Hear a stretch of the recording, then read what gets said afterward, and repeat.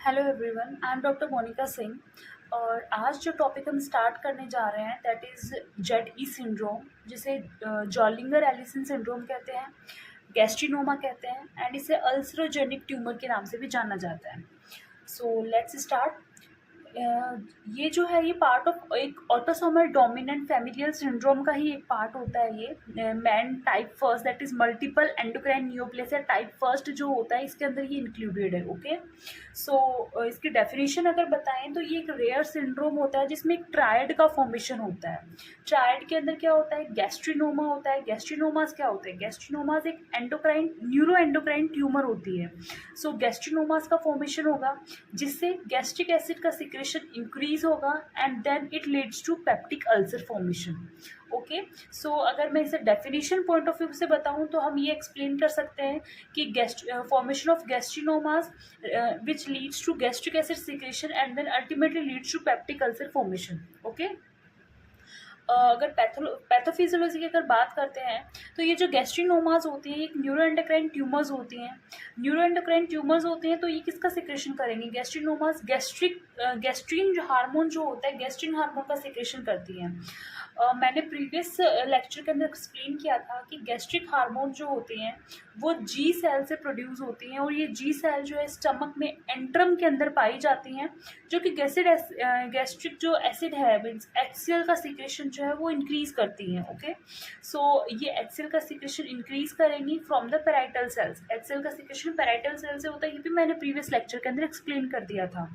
And then it ultimately leads to ulcer formation. Okay, and अगर clinical features की अगर मैं बात करूँ तो सबसे पहले अगर एक्सेल का सिक्रेशन बढ़ रहा है और अंदर पेप्टिक अल्सर्स का फॉर्मेशन हो रहा है देन स्टमक पेन होगा, साथ में डायरिया हो सकता है, बर्निंग होती है। अगर एसिड का सिक्रेशन बढ़ रहा है तो बर्निंग हो सकती है, एसिड रिफ्लक्स हो सकता है, इतना ज़्यादा अमाउंट में एसिड प्रोडक्शन हो रहा है कि वो बाहर रिफ्लक्स हो सकता है, नोजिया एंड वॉमिटिंग हो सकती है।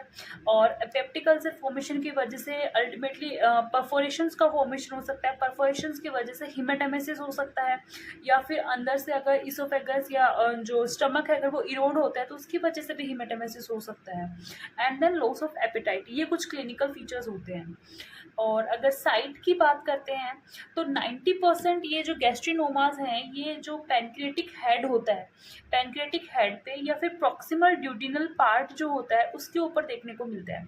अगर मैं बोलूँ कि ये पीछे ड्यूडिनम है और ये पैनक्रियास है तो पैनक्रियास के हेड के ऊपर और ये जो ड्यूडिनम है इसके प्रॉक्सिमल पार्ट के ऊपर जो है हमें ये गैस्ट्रिनोमास जो होते हैं 90% केसेस के अंदर देखने को मिल सकते हैं। फिर दूसरा साइज ऑफ ट्यूमर की बात करूँ तो 1 mm से लेकर 20 सेंटीमीटर साइज के ट्यूमर्स ये हो सकते हैं। 60 to 90% केसेस के अंदर ये मैलिग्नेंट नेचर के होते हैं, मीन्स मैलिग्नेंसी शो करते हैं, मीन्स कैंसरस हो सकते हैं।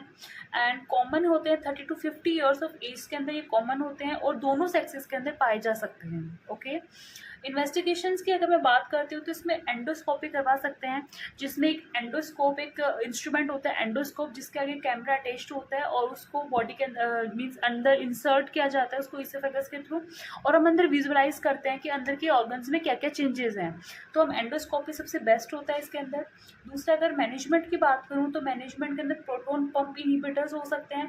प्रोटोन पंप इनहिबिटर्स क्या करते हैं? ये जो एसिड मेकिंग जो सेल्स होती हैं उनके ऊपर एक्ट करते हैं। इसके अंदर ओमेप्राजोल, पेंटाप्राजोल या फिर लेंसोप्राजोल जो होते हैं ये आते हैं। दूसरा में सोमेटोस्टेटिन एनालॉग्स दे सकते हैं। सो ये भी मैंने पिछले लेक्चर में आपको एक्सप्लेन किया था कि सोमेटोस्टेटिन जो होता है ये डी सेल्स जो होती है इनके द्वारा प्रोड्यूस किया जाता है जो कि through out the stomach present होती हैं और ये जो एसिड है एक्सीएल है उसके सिक्रेशन को ये सप्रेस कर देती हैं। सो सोमेटोस्टेटिन एनालॉग हम देते हैं ताकि जो एक्सीएल का सिक्रेशन को सप्रेस किया जा सके। और chemotherapy in cases of malignancy हम कीमोथेरेपी जो है वो करवा सकते हैं। सो फ्रेंड्स ये यूजुअली 5 नंबर के अंदर 5 नंबर के अंदर ये जो क्वेश्चन है ये आ सकता है। सो आई थिंक इसके लिए ये इनफ है।